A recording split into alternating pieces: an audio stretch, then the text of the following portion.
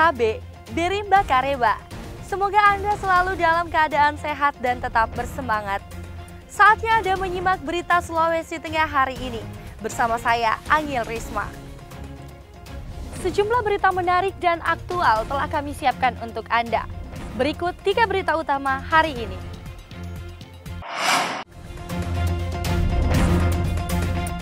Polisi menangkap residivis yang mengaku pejabat Polda Sulawesi Tengah.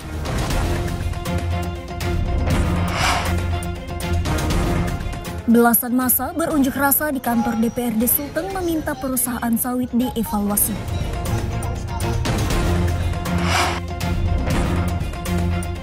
Ratusan siswa SDIT Permata Islam Poso mendapatkan paket makan bergizi gratis.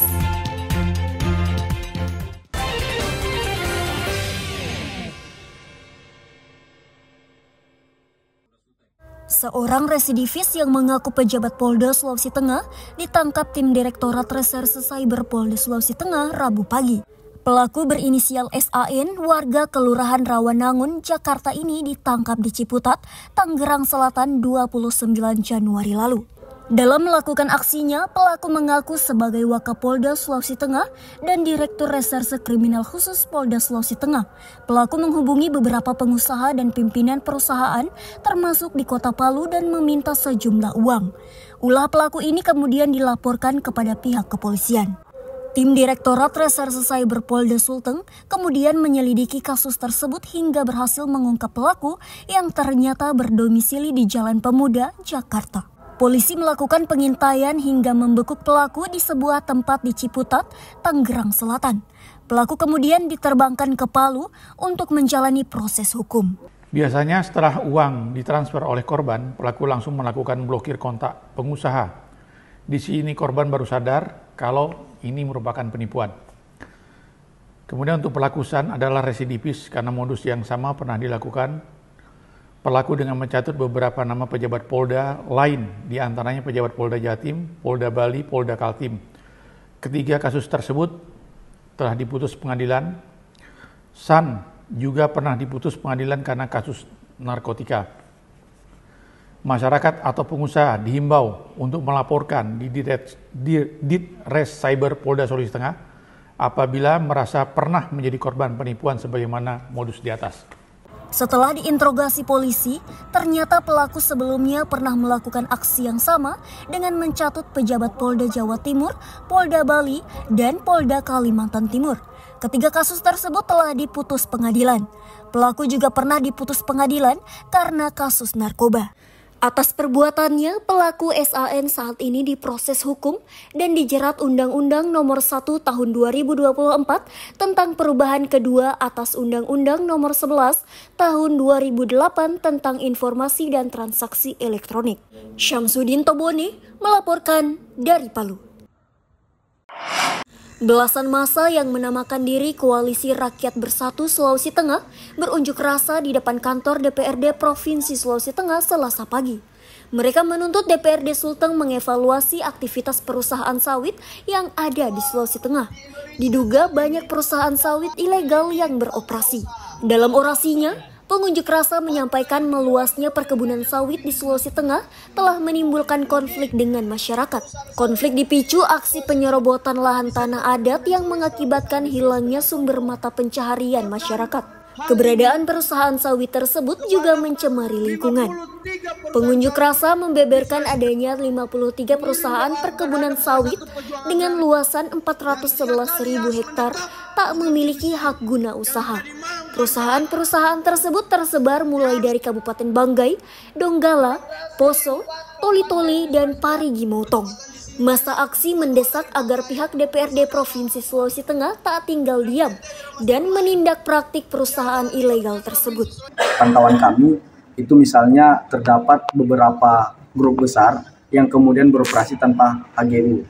Misalnya ada Astra Group di Kabupaten Poso, Morowali, dan Donggala. Juga ada PT KLS yang telah berakhir sejak 2021 HGU-nya dan sampai hari ini tidak mengantongi HGU. Kalau kita merujuk pada Permen Nomor 18 tahun 2021, masa pembaruannya itu kan hanya 2 tahun. Artinya ini sudah 2025 dan itu tidak sama sekali mengantongi hak guna usaha. Kami menganggap itu praktik yang ilegal. Nah, ini sebenarnya mau mensinkronkan dengan apa yang dinyatakan oleh Nusron Wahid dalam mau menegakkan penertiban terhadap 500 perusahaan sawit di Indonesia yang tidak mengantongi hak guna usaha. Masa aksi pun diterima Wakil Ketua 1 DPRD Provinsi Sulteng Aristan. 10 perwakilan diminta melakukan rapat dengar pendapat. Aspirasi masa aksi pun diterima, termasuk tuntutan-tuntutan yang disampaikan. Aristan menyebut pihaknya akan segera menggelar rapat bersama Komisi 3 dan pemerintah daerah. Ini adalah sebuah kejahatan yang sistematis itu. Karena dibiarkan berlangsung di depan mata. Oleh karena itu DPR akan sangat serius itu menindaklanjuti ini. Saya akan koordinasi dengan komisi terkait untuk segera memanggil pihak-pihak terkait ya untuk menelusuri seluruh informasi yang disampaikan oleh teman-teman Koalisi Rakyat Bersatu hari ini. Karena ini serius sekali. Tidak berizin ilegal artinya kan itu berpotensi merugikan daerah juga. Kalau tidak berizin artinya banyak potensi pendapatan daerah juga yang hilang itu dari investasi perkebunan sawit itu. Konflik antara perusahaan perkebunan sawit dengan masyarakat diharapkan bisa segera diselesaikan. Massa juga meminta pemerintah segera membentuk tim gugus tugas untuk mengakomodir penyelesaian konflik perkebunan sawit di Sulawesi Tengah. Syahrul Cahaya melaporkan dari Palu. Pasca bencana alam 2018 silam di Kota Palu, pemulihan yang utama dilakukan ialah pembangunan hunian tetap bagi masyarakat penyintas. Hingga 2025, sekira 5.000 unit hunian tetap telah dibangun di Kota Palu.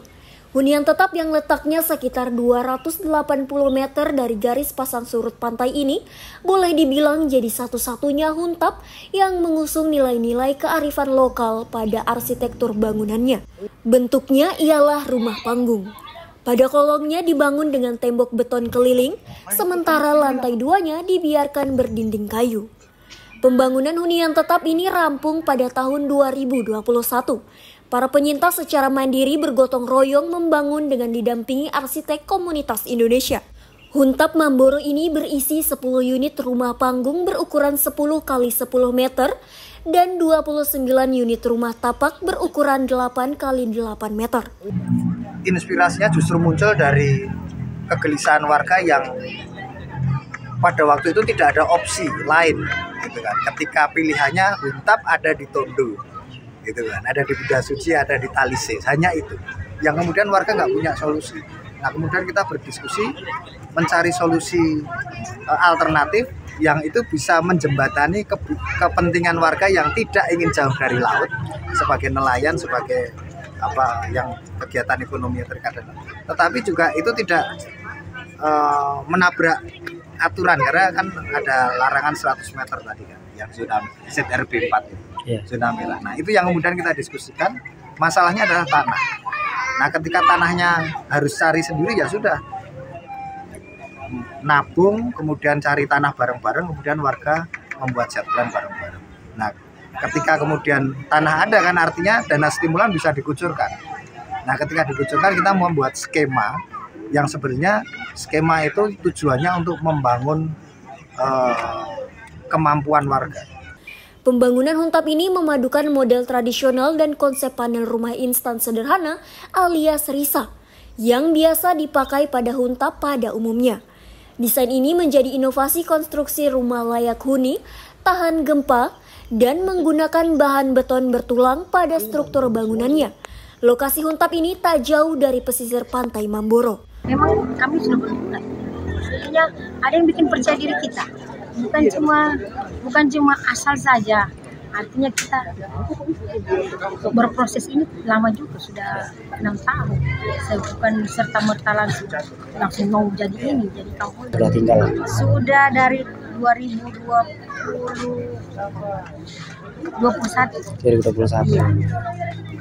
Hunian tetap Mamboro ini menjadi percontohan kampung tangguh bencana di Kota Palu.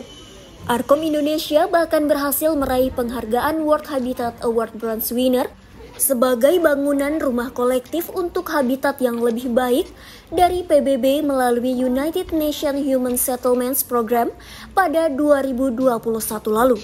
Bukan hanya membangun hunian mandiri, warga Mamboro juga sukses mengembangkan ekonomi dengan mengelola penjemuran ikan dan menciptakan berbagai produk UMKM. Mereka berhasil menciptakan hunian yang tangguh sekaligus mendukung keberlanjutan ekonomi dan lingkungan. Syahrul Cahya melaporkan dari Palu.